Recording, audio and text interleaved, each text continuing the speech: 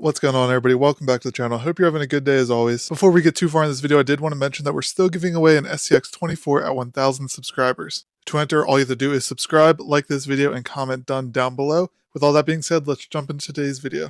My trusty Emax servo finally gave out. It's been going strong for a little over a year, but I think adding these Muse axles added just enough weight to make this thing give out. And fortunately, while we were at our local hobby shop recently, they had some servos in stock, and I went ahead and actually picked up one I've seen recommended quite often on the Facebook groups, and it's up there with some of the other options as one of the better servos you can get, and it's a Reefs 99 Micro. Now before we go ahead and install this, you know the deal, it came with a decal, so let's go ahead and toss the decal onto the toolbox. Now I will go ahead and link this down below in the description if you guys want to pick up one for yourself for your SCX24. Alright, so let's go ahead and install this. Now this isn't going to be some crazy in-depth how to install the new steering servo on your SCX24. There's 1,000 of those videos out there. This is going to be more of a review on the Reefs 99 Micro. Now it should be fairly simple to install and pretty straightforward. It's just like every other servo. But to get started, we do have to go ahead and remove that destroyed Emax. Now I will say the Emax surprised me. Based on everybody's reviews online, it seems like it might be hit or miss with them, whether they'll last forever. Mine lasted a year, and I'm pretty happy with that for, I believe, like an $18 purchase. But all good things must come to an end, so let's go ahead and pull this servo out of the SCX24, and we'll go ahead and toss in the new one. With the old one out of the way, it made enough room for us to put the new one in. Now there was a slight overlook on my part, and I forgot to pick up a middle servo horn. And I do think that this one might be strong enough to flex the plastic one a little too much, so I think we're going to go ahead and put one on order. And our new servo came with a bunch of plastic horns, so hopefully one of these is the right size to get set up today. That way we can test it out and see how this thing really performs. So I believe this one will be close enough. We'll probably go ahead and trim it down a little bit, but it's closest to the one I was running on the Emax with this setup.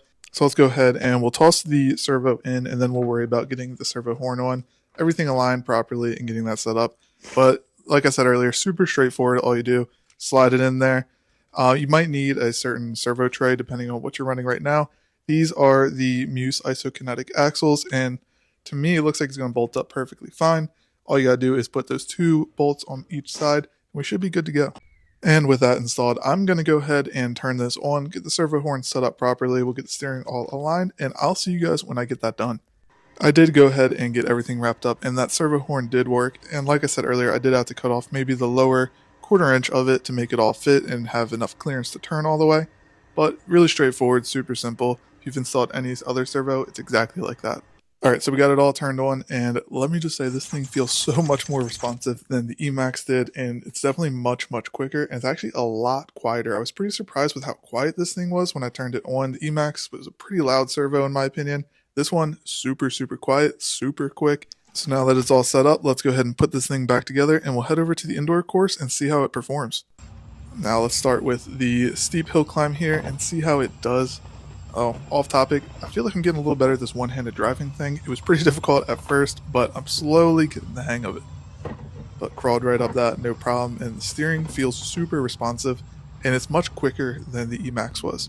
Now we'll head over to the other hill climb here and see how it does.